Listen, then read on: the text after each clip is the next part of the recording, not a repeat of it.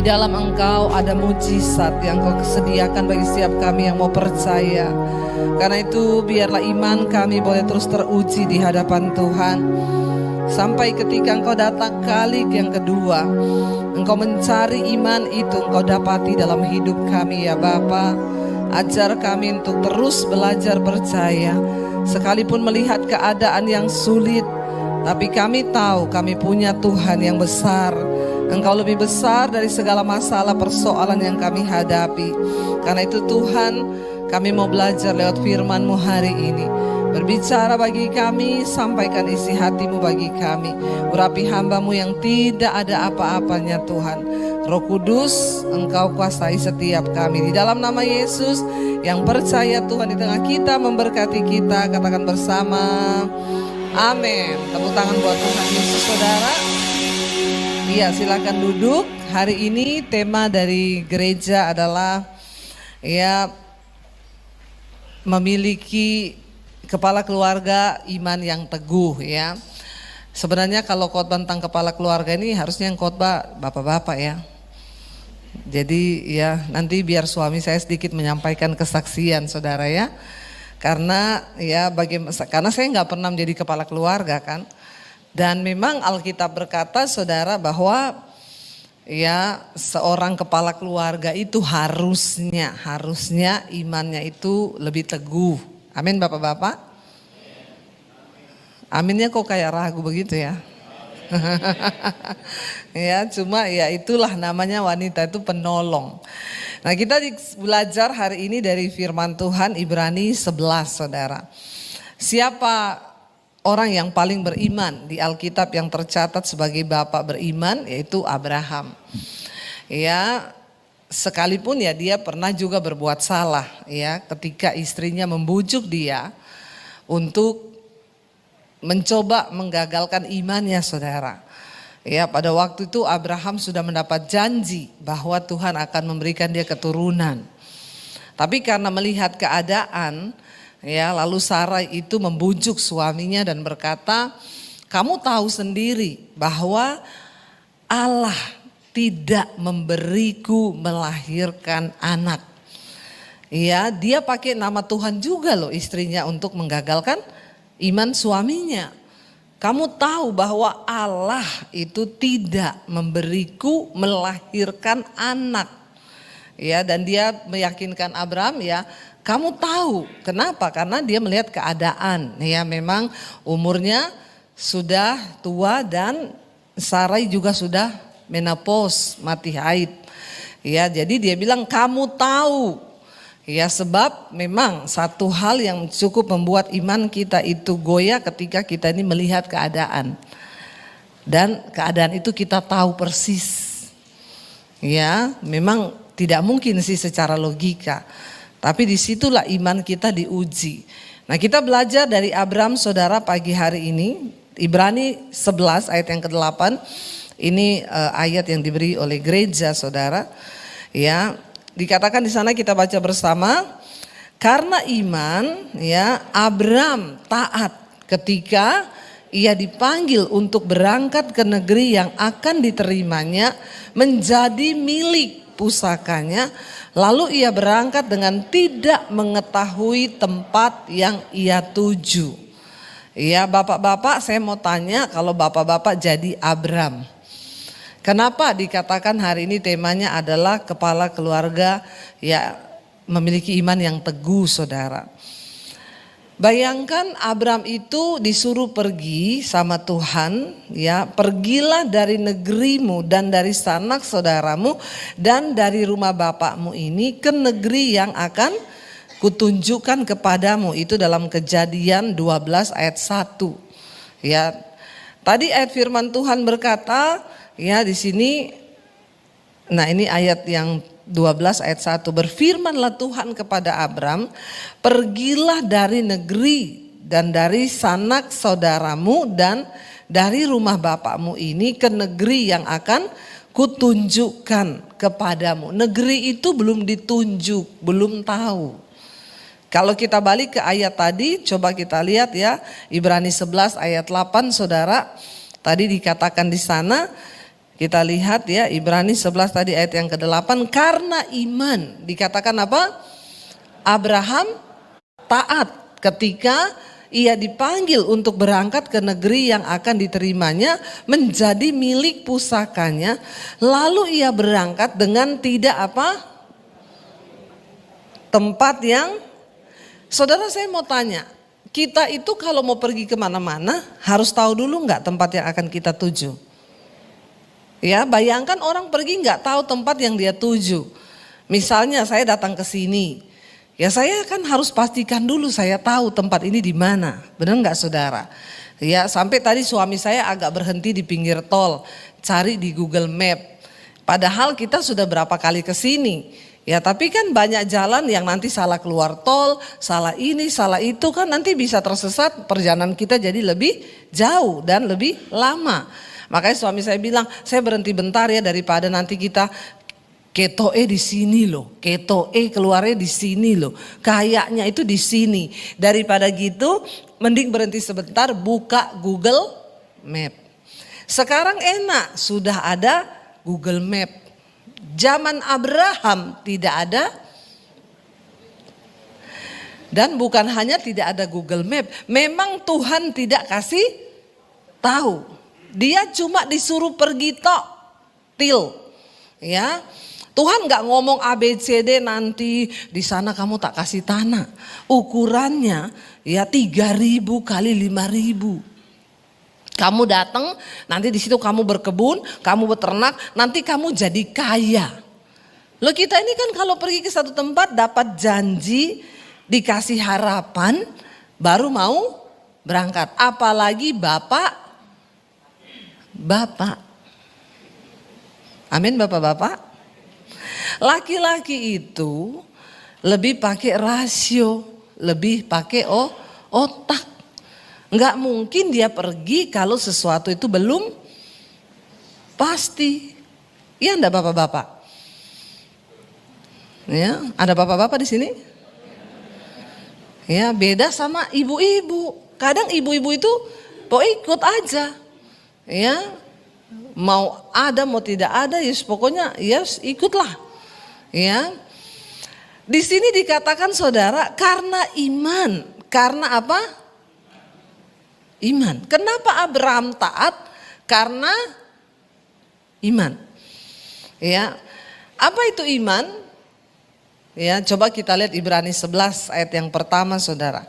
Ya, iman adalah dasar dari segala sesuatu yang kita harapkan dan bukti dari, ternyata adalah memang benar toh. Kenapa Abraham melangkah? Karena iman, dan iman itu adalah bukti dari segala sesuatu yang tidak. Kita kalau baca Alkitab gampang, tapi saya mau tanya bapak-bapak, mempraktekkan ini sulit atau sulit? Ya, belum dilihat loh, belum dilihat. Makanya Alkitab bilang karena iman Abraham taat. Jadi modalnya apa? Iman. Karena iman. Ternyata memang definisi atau arti dari iman, iman adalah dasar dari segala sesuatu yang kita harapkan dan apa? Bukti dari segala sesuatu yang tidak kita. Jadi dalam iman itu ada dua unsur penting. Yang pertama harapan, yang kedua bukti. Ini sulit karena manusia itu selalu menuntut bukti dulu.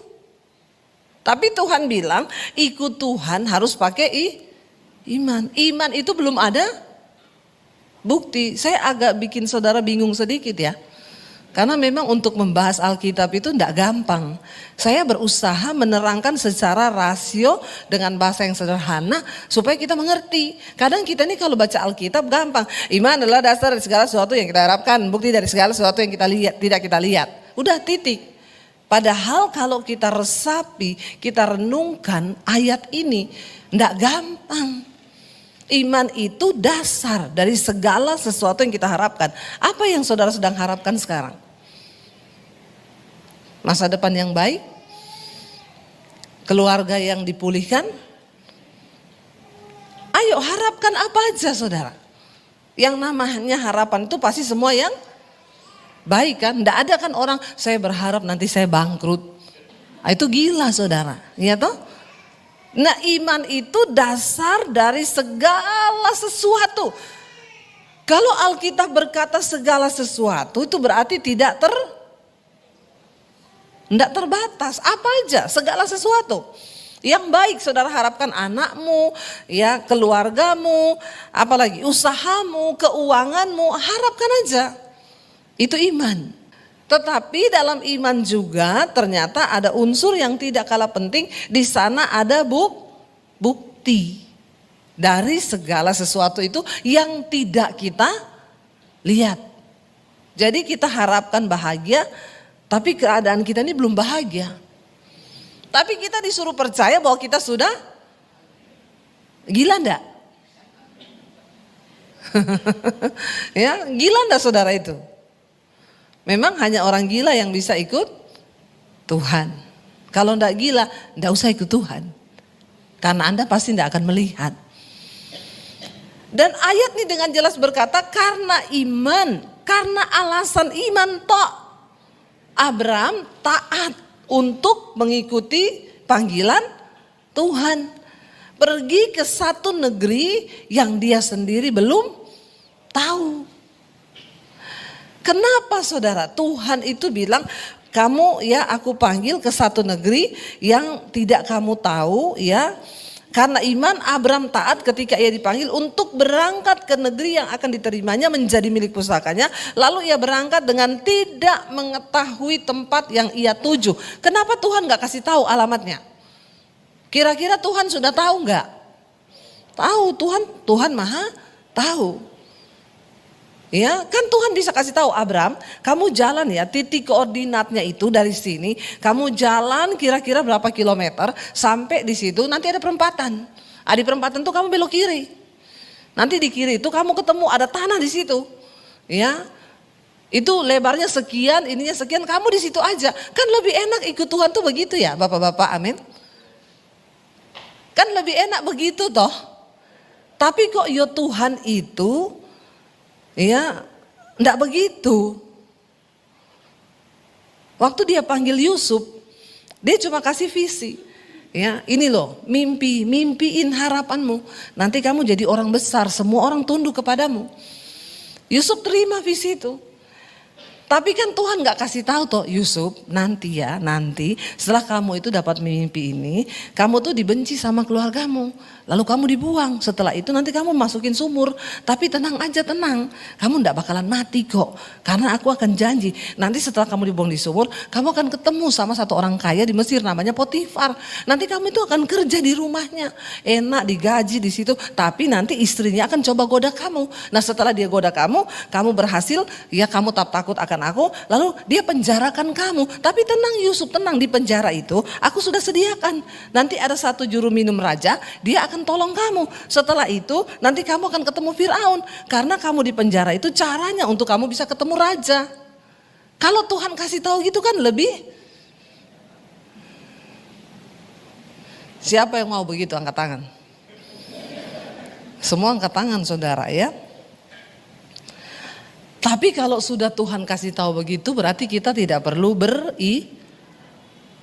Inilah seninya beriman. Dan Tuhan itu bukan Tuhan yang gampangan. Karena itu dia gak mau punya anak-anak yang gampangan. Justru lewat sini iman kita itu diuji. Nggak ada orang bisa dibilang imannya lulus ujian kalau belum diuji. Nggak mungkin saudara kita tahan uji kalau tidak diuji. Nah dalam ujian ini banyak orang yang gagal saudara. Karena nggak lulus. Ya, nggak lulus dalam iman. Nggak gampang loh seorang kepala keluarga. Abraham dipanggil ke negeri yang dia belum tahu tempatnya. Dia belum ngerti, nggak ada petanya, nggak ada tempatnya. Tapi disinilah iman itu diuji, ya. Nggak usah lihat yang baru datang, lihat saya aja. Kepo semuanya ya. Akhirnya gagal kan, baru sini aja udah gak tahan uji. Ya, cuma lihat orang datang udah gagal fokus semua. Bagaimana Tuhan mau kasih tunjuk negeri yang kau tidak tahu tempatnya. Ya, udah kehilangan titik koordinat saudara. Ya, kenapa saudara? Sama Tuhan tuh harus terus terhubung. Untuk kau bisa tahu arahnya itu jangan putus. Apapun gak boleh bisa menggagalkan pandanganmu dari Tuhan. Kalau enggak hilang jalan kau. Ya, jangan macam-macam ikut Tuhan. Nah, kenapa saudara Abraham itu ketemu negerinya? Ayo, kenapa? Enggak ada tuntunan. Alkitab berkata, Abraham itu ketika pergi setiap tempat dia berhenti, ya, di situ dia apa saudara? Membangun mezbah. Setiap kali berhenti dia bangun mezbah, dia doa, dia tanya Tuhan. Itu yang membuat dia berhasil mencapai rencana Tuhan atas hidupnya. Karena kekuatan doa itu melebihi kekuatan Google Map. Amin. Ya. Kalau dia putus, dia tidak berdoa, maka ya sudah, sinyal hilang. Begitu kan? Kita kan kalau pakai Google Map juga ada kelemahannya. Kalau di daerah-daerah tertentu yang sinyalnya lemah, dia bilang sinyal hilang. Google Map bingung. Nah, kalau Google-nya bingung, bagaimana kita toh? Tapi Tuhan itu menyediakan sinyal yang gak pernah putus.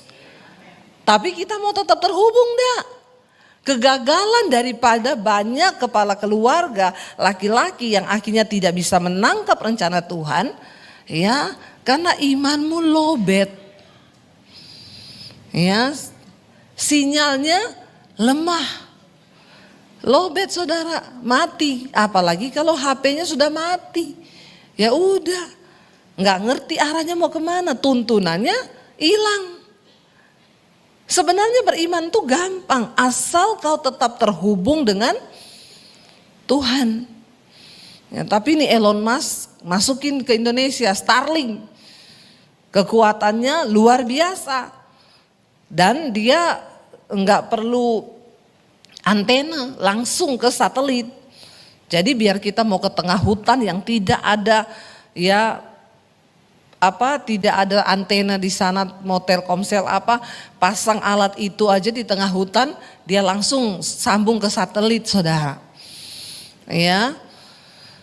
Nah, kita punya Tuhan itu, yang penting konektivitas kita ini jangan putus saudara. Waktu kau lost hubunganmu dengan Tuhan, maka hilang jalan, nggak mungkin engkau bisa tembus sampai ke tempat. Ya, setiap tempat di mana Abraham itu berhenti, di situ dia membangun mezbah. Itu yang membuat imannya itu tetap hidup. Tuhan bilang ketika dia bangun mezbah, dia berdoa di sana. Tuhan bilang jalan lagi ke kiri, nanti belok kanan. Tuntunan Tuhan itu terus ada saudara. Bagaimana kita bisa mencapai semua janji Tuhan dalam hidup kita kalau kita ini gak connect sama Tuhan. Kegagalan banyak kepala keluarga itu saudara, yaitu diajak istrinya ke gereja aja, kamu aja sama anak-anak lah ke gereja, aku di rumah aja. Ya, itu kegagalan banyak dari kepala keluarga. Padahal ya, semua catatan di Alkitab itu paling banyak orang-orang yang beriman itu yang tercatat itu pria saudara. Di sini kalau saudara baca di Ibrani pasal 11 ini disebut Henok, ya, disebut Nuh, disebut banyak ini iman, tokoh-tokoh iman. Dan dikatakan di sana, ya, akhirnya Abraham itu taat sama Tuhan. Alasannya cuma satu, karena iman. Jadi iman ini penting sekali. Kalau nggak ada iman, kita tidak mungkin mencapai janji Tuhan. Dan di dalam iman itu ada harapan dan juga bukti. Yang dimana kita itu belum lihat, tapi kita harus percaya. Ayat 9 berkata, karena iman ia diam di tanah yang dijanjikan itu seolah-olah di suatu tanah asing, dan di situ ia tinggal di kemah dengan Ishak dan Yakub yang turut menjadi ahli waris janji yang satu itu. Di mana saudara? Ya, pada waktu Abraham ini berjalan, dia sudah berjalan dengan anaknya saudara. Kalau kita lihat dalam Kejadian 35 ayat 27, lalu sampailah Yakub kepada Ishak ayahnya di Mamre dekat Kiryat Arba, itulah Hebron, tempat Abraham dan Ishak tinggal sebagai orang asing. Ternyata Tuhan kasih tempat mereka di Hebron, ya. Mereka berjalan. Ya, dan zaman dulu itu saudara bisa bayangkan ya, berjalan itu benar-benar butuh iman. Tidak seperti sekarang sudah ada listrik, sudah ada transportasi, bisa naik mobil. Zaman dulu itu saudara ya gelap, memang benar-benar, tapi ternyata iman bisa menjadi provider, iman bisa menjadi lampu yang menuntun. Jadi tidak ada alasan. Segelap apapun hidupmu hari ini, kalau imanmu masih menyala, ya menyala abang. Ya, siapa yang menyalakan? Nyalakan sendiri, nanti Tuhan yang besarkan. Amin. Ya, kita harus berjalan dengan iman. Ketika ada iman, maka selalu ada harapan di sana. Dan ada bukti. Ayo bapak-bapak, saya berdoa buat bapak-bapak hari-hari ini untuk mulai belajar beriman tentang sesuatu. Ya, jangan cuma jadi orang Kristen yang apa adanya saja, sekedarnya aja. Ayo raih janji Tuhan. Tuhan, apa yang Tuhan mau ya beri bagi saya hari ini tuh aku mau terima dengan iman. Dan mulai didoakan, mulai dihidupi, mulai diimani itu terjadi. Ya, kalau saya tanya sama bapak-bapak sekarang ini, bapak-bapak pernah beriman akan sesuatu enggak? Pernah atau ada yang bingung, apa ya? Kayaknya saya enggak ada itu ya, hidup ini pokoknya ya jalan aja lah. Kalau kepentok batu ya jatuh bangun lagi. Saudara loh, bapak-bapak terutama harus loh ada sesuatu yang saudara imani. Dan itu akan menjadi sebuah kesaksian bagi anak cucumu kelak. Ya, pasti bapak-bapak banyak punya cerita ya, tapi enggak ada waktu mungkin. Ada yang sudah digenapi, ada yang belum. Yang belum digenapi tetap percaya. Janji Tuhan itu ya dan amin saudara. Dan dikatakan di sana kalau kita lihat saudara, akhirnya di sanalah Abraham menetap ya dengan Ishak dan Yakub. Dikatakan di sana bahwa ketika mereka itu bersama-sama ya mengimani janji Tuhan, ini Abraham itu saudara berjalan. Dan dikatakan dia diam di tanah yang dijanjikan itu seolah-olah di suatu tanah asing, dan di situ ia tinggal di kemah dengan Ishak dan Yakub yang turut menjadi ahli waris janji yang satu itu. Keadaannya sangat tidak enak. Pertama kali datang tinggal di kemah, belum bikin rumah, tapi masih tinggal di kemah. Lalu Tuhan mulai memberkati, dan Alkitab berkata Abraham akhirnya diberkati Tuhan menjadi kaya. Semakin kaya bertambah-tambah kaya saudara. Kalau kita menghidupi janji Tuhan itu memang ya. Makanya saudara kalau lihat orang berhasil jangan bilang ini enak ya. Saudara nggak tahu proses apa yang dia jalani bersama Tuhan di dalam dia menggenapi iman itu. Ya sering kali kita hanya melihat orang. Saya banyak dengar enak ya jadi Bu Debi berdoa dijawab Tuhan. Jangan lihat enaknya. Lihat banyak yang tidak enaknya. Mengikuti Tuhan tuh enggak enak saudara. Kalau kita tanya Abraham enak, enggak enak. Mau berjalan membutuhkan proses, butuh iman. Banyak orang itu kenapa engkau tidak pernah mengalami hal yang besar? Karena engkau malas iman. Amin. Malas berproses, malas beriman. Rasul Paulus berkata orang beriman itu seperti orang yang mengandung. 9 bulan benih itu dikandung, dijaga, dirawat, diharapkan bahwa nanti bayi ini akan keluar selamat. Ya. Tapi banyak orang malas mengalami proses mengandung karena mengandung itu enggak enak. mual-mual, ngidam, nggak bisa makan, belum lagi sakit melahirkan. Nggak gampang, nggak enak saudara. Makanya banyak orang tidak mengalami juga. Jadi hidup kita datar-datar aja, biasa-biasa aja. Ya karena kita malas beriman. Iya enggak bapak-bapak? Ya, buat kepala keluarga di sini. Bagaimana keluargamu bisa engkau bawa ke satu negeri untuk menggenapi janji Tuhan itu? Kalau kau sebagai kepala keluarga saja tidak memiliki iman yang besar. Saudara cerita ke anak-anakmu, nak percaya ya, kamu belajar sekarang. Tapi jangan lupa beriman sama Tuhan. Papa ini loh, ya. Papa dari dulu beriman, hari ini semuanya terjadi Tuhan genapi. Kan enak kalau kita bicara ada bukti tentang kisah perjalanan kita bersama dengan Tuhan. Amin. Ya, dikatakan di sana akhirnya anak-anaknya itu melihat loh, Ishak dan Yakub melihat iman bapaknya. Yang pada akhirnya mereka itu juga menjadi ahli waris. Ayat 10 dikatakan sebab ia menanti-nantikan kota yang mempunyai dasar yang direncanakan dan dibangun oleh Allah. Ayat yang ke-10 saudara, Ibrani 11 tadi dikatakan sebab ia menanti-nantikan kota yang mempunyai dasar. Jadi Abraham menanti-nantikan. Tapi dalam proses menanti-nantikan itu enak atau tidak? Enggak enak. Kita semua ini lebih suka yang dilihat mata. Makanya sebenarnya mata ini menipu loh. Ya. Ada satu orang saudara, ya dia buta. Ini kisahnya yang penyanyi idol itu apa? Yang dapat juara di Amerika Putri ya, dia kan buta tuh. Saya ikuti wawancaranya ketika dia ditanya, kamu kan sekarang punya uang banyak karena lagunya dibeli tuh mahal sama juri di American Idol. Kamu punya uang banyak, kamu mau operasi mata nggak bisa biar kamu bisa melihat? Dia bilang enggak.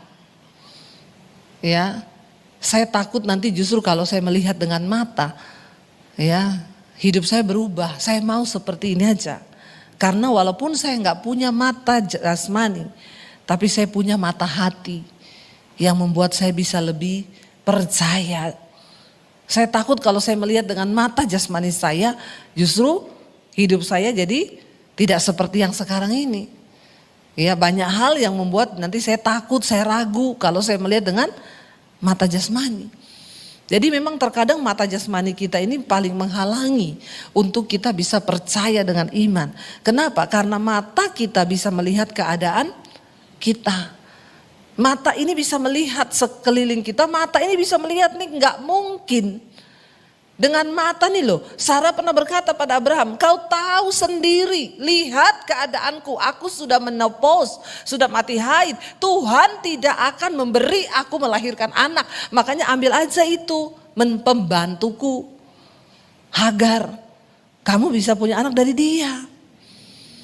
Ya, cuma yang saya aneh juga dicerita itu Abraham tidak tengking istrinya ya, harusnya kan dalam nama Yesus. Apa itu kau? Setan tuh begitu. Enggak loh, Alkitab berkata Abraham mendengarkan. Ya, karena Sarah itu juga punya hamba orang Mesir namanya Hagar. Orang Mesir itu cantik-cantik. Yang paling jelek di Mesir paling cantik di Bogor. Bener. Tinggi, putih, hidungnya mancung. Ya, rambutnya begitu, orang Mesir tuh cantik-cantik saudara perempuannya. Ya, jadi yang paling jelek di sana paling cantik di sini tuh. Nah, waktu Abraham disuruh tiduri pembantunya, ya ini saudara, saya heran ya Abraham imannya tiba-tiba mati di situ. Memang mungkin kelemahannya bapak-bapak ya. Ya, saya nunggu loh di Alkitab itu Abraham bilang, jangan, ya Tuhan sudah berjanji bahwa kita akan punya anak. Saya enggak mau, Ya, kalau kamu menggagalkan janji itu. Tidak dikatakan di sana, ya Abram percaya langsung sama Sarah. Tidak ada kata-kata iman sedikit pun. Nah ini bapak-bapak, bapak-bapak tuh harus tahu apa yang dapat menggagalkan rencana Tuhan. Ternyata ya masalah wanita ini juga bahaya ya, sampai Abram aja bapak beriman itu bisa tidak ada satu kata pun dikatakan di sana. Dan dia mendengarkan perkataan istrinya itu. Harusnya dia bergumul dulu toh. Harusnya kan dia bilang sama istrinya, saya doa dulu loh. Kayaknya salah ini. Karena Tuhan bilang aku bakal punya anak dari kamu. Bukan dari pembantumu. Tapi ya itulah. Ya ternyata Imron tidak berdaya. Iman mati langsung. Gara-gara ya suruh tiduri perempuan.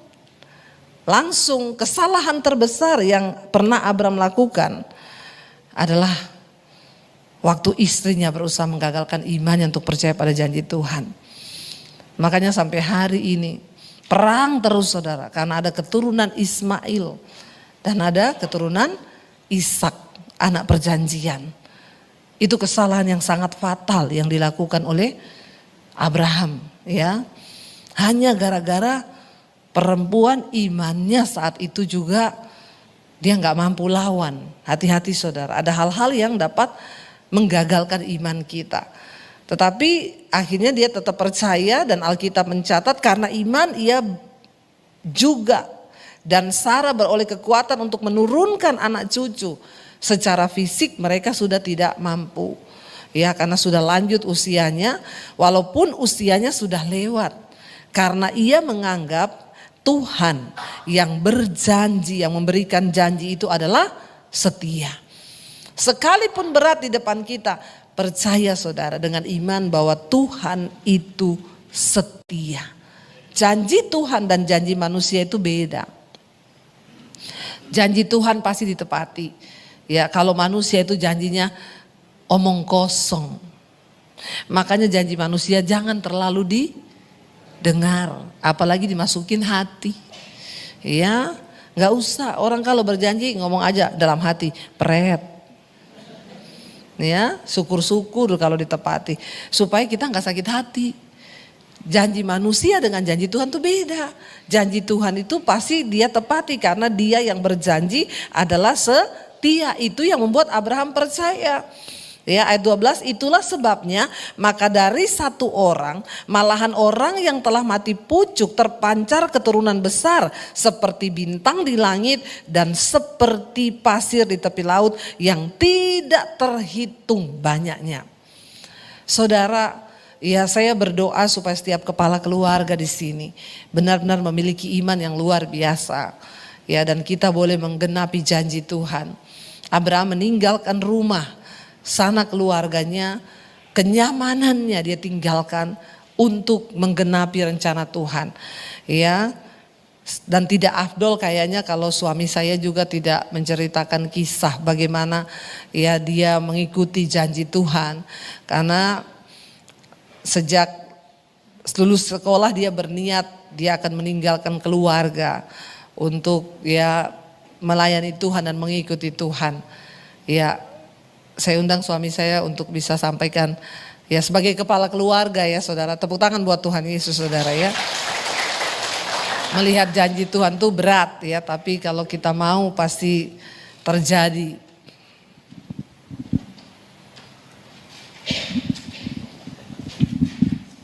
Shalom.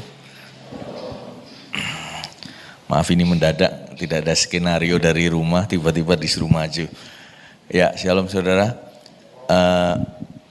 Bicara tentang Abraham memang sesuatu yang sangat sukar untuk kita lakukan sebab tidak ada harapan, tidak ada tujuan, tapi kita disuruh melangkah bersama Tuhan. Apa yang dirasakan Abraham, kami rasakan dalam panggilan kami melayani Tuhan. Sebab saat kami menikah yang pertama kali, saya juga melayani Tuhan, istri saya juga melayani Tuhan, itu sesuatu yang luar biasa sepertinya. Tapi tantangan dalam hidup itu tidak mudah, dalam kami melayani. Saya nggak tahu saya harus ngomong apa, tapi saya ambil kutip seperti Abraham tadi, waktu kisah kita pindah dari Solo ke Jakarta, saya akan ceritakan. 15 tahun yang lalu,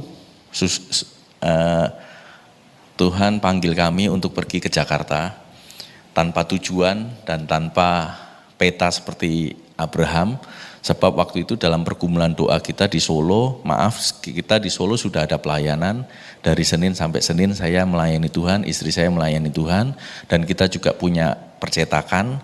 Dulu kita punya renungan harian, kalau saudara 15 tahun yang lalu, 10 tahun yang lalu ada renungan harian Hikmat Plus, itu bersamaan dengan Cakrawala, Hikmat Plus, yang Hikmat Plus itu punya kita, dan punya penerbitan renungan, dan kami sudah diberkati rumah, anak 3, dan pekerjaan sudah ada, pelayanan sudah ada. Tiba-tiba dalam zona kenyamanan, tiba-tiba dalam pergumulan doa, sama-sama dijawab oleh Tuhan, kita minta tanda, Tuhan bilang, kamu di Solo adalah pengangguran.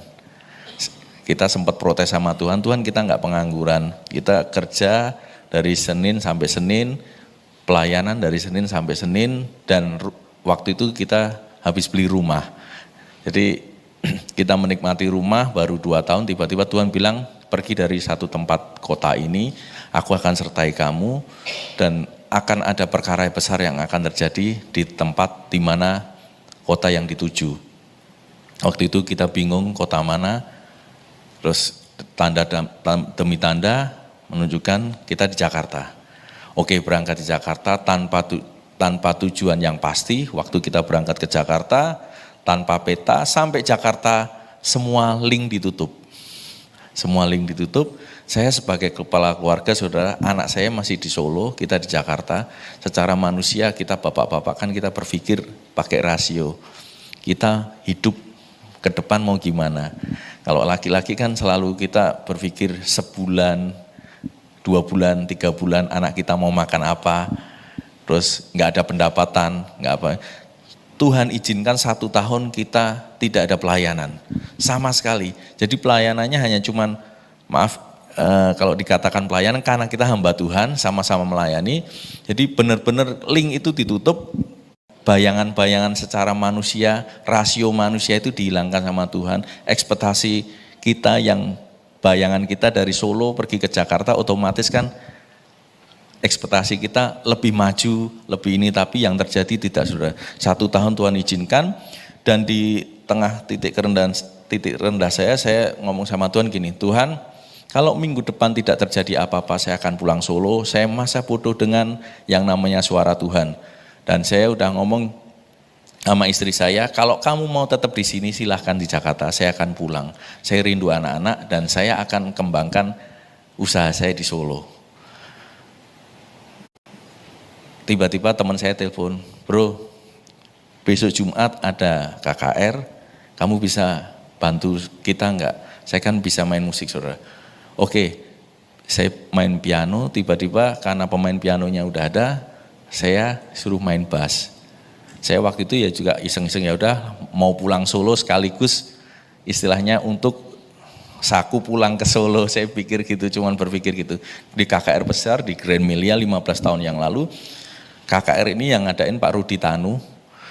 Waktu itu manggil hamba-hamba Tuhan besar dari Amerika untuk nubuat. Yang pertama Bill Heyman, yang kedua dari Jepang saya lupa namanya, yang ketiga Pak Amos Jayaratnam dari Asia.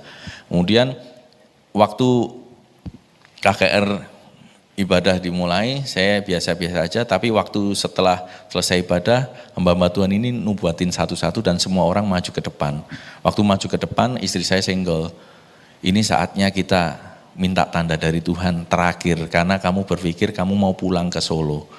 Ya udah, saya gini, sebenarnya dalam hati gini, bisa bernubuat sendiri, ngapain harus dinubuatin hamba Tuhan, saya berpikir gitu. Terus akhirnya ya udah kita antri di barisan yang, maaf ini yang saya istri saya minta gini, yuk kita baris di nubuatan yang mana? Saya bilang yang made in Amerika, karena lebih tokcer, saya bilang gitu kan USA.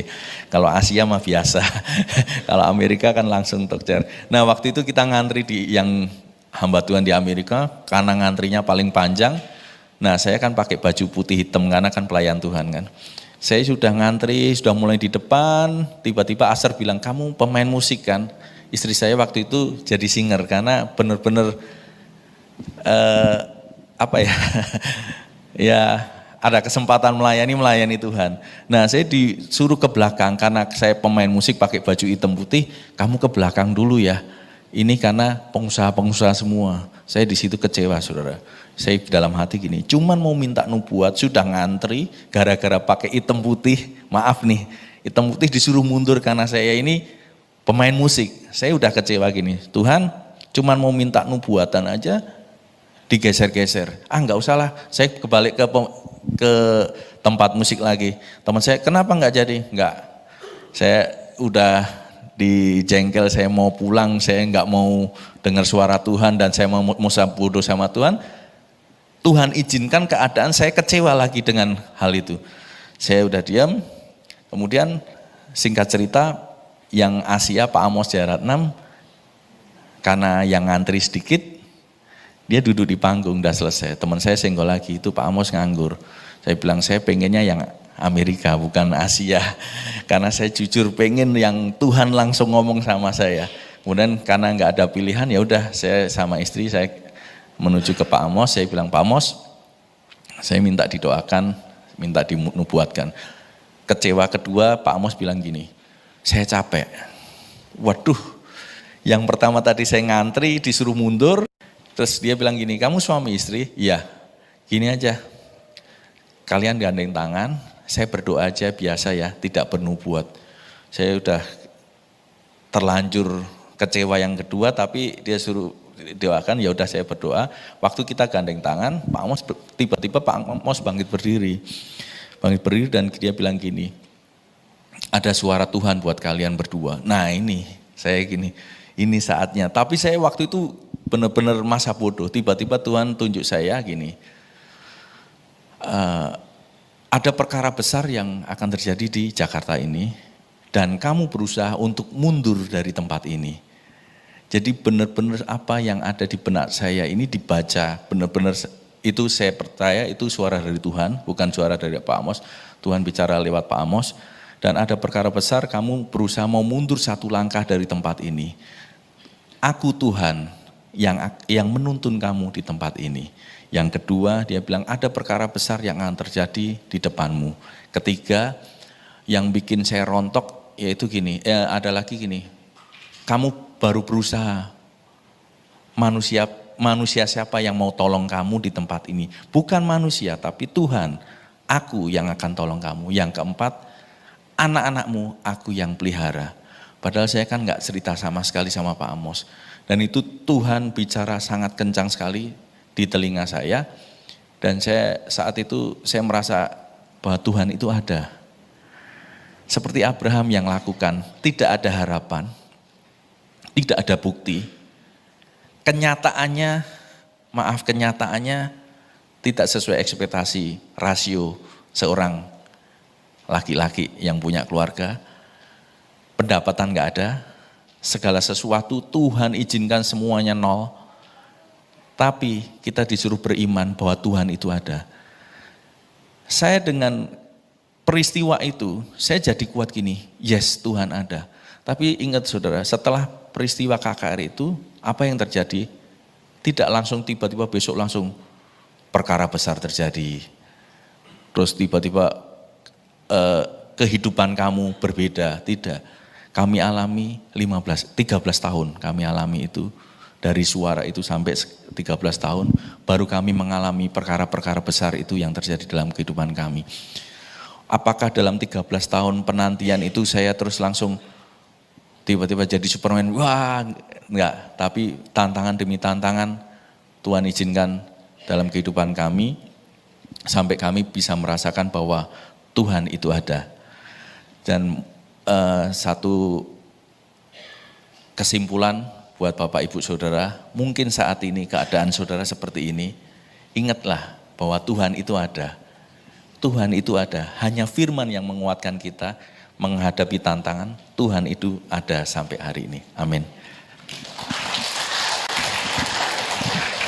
Iya, saudara ya, Daniel sama Abraham beda. Kalau Abraham waktu berjalan, dia nggak mau mundur. Aku percaya, pokoknya ada janji Tuhan yang besar. Ya suami saya sempat berkata, saya nggak peduli sama janji Tuhan. Karena dia namanya Daniel, bukan Abraham. Ya tapi itulah manusia, keterbatasan kita itu bukan berarti ketika kita beriman tidak ada tantangan. Sering kali bahkan manusia kita itu menjadi lemah. Seperti Abraham juga, dia pernah menjadi lemah ketika diperhadapkan dengan menanti janji Tuhan akan seorang anak. Sehingga dia berpikir iya benar, mungkin istriku udah gak mungkin hamil, ya berarti dari pembantunya. Kita semua mungkin akan gagal dan mungkin pasti akan gagal di dalam kita beriman akan sesuatu. Tapi ingat, Tuhan itu tidak pernah menyerah dengan hidup kita. Asal kita mau tetap terkonek dengan Tuhan. Tadi suami saya menceritakan kelemahannya ketika dia menunggu janji Tuhan. Yaitu laki-laki itu selalu pakai rasio. Enggak enak saudara. Ya sampai dia bilang aku enggak peduli. Aku mau balik Solo terusin usaha. Di sana kita sudah enak, sudah mapan. Kenapa sih cari-cari pencobaan? Wong sudah enak-enak di sana. Abraham juga bisa berkata, ya di negeri sana keluargaku sudah enak. Ternaknya banyak, semuanya banyak, nyaman. Tapi mengikut Tuhan. Ya Tuhan tuh gak suka kita tuh nyaman saudara. Tuhan mau kita nih jadi ya history maker. Orang pembuat sejarah. Supaya lewat hidupmu, sejarah imanmu, engkau bisa menceritakan kepada anakmu. Ya, Papa itu dulu loh berjalan bersama Tuhan. Bukan hanya dalam hal yang wow kita jadi kaya atau apa. Tapi ya menggenapi janji Tuhan itu, saya percaya kita semua pasti akan punya pengalaman iman. Asal kita mau berjalan di dalam iman. Dan satu hal pasti, kita harus tetap terkonek dengan Tuhan. Amin. Saya undang para imam musik maju ke depan. Saudara, kita percaya bahwa kita punya Tuhan yang besar. Yang sanggup menepati segala janjinya di hidup kita. Ya, yang sanggup ketika dia berjanji, ya dia Abraham bilang, aku percaya dia yang berjanji adalah setia. Mari kita mau hidupkan iman kita sungguh-sungguh. Sekalipun ada waktu-waktu kita lemah, Tuhan sangat mengerti kelemahan kita Bapak Ibu, terutama Bapak-Bapak. Tidak mudah menjadi kepala keluarga. Ada istri dan anak-anak yang harus kita bawa. Tapi ketika engkau tidak menyerah dan engkau tak percaya pada Tuhan bahwa dia setia, maka iman itu akan tetap hidup.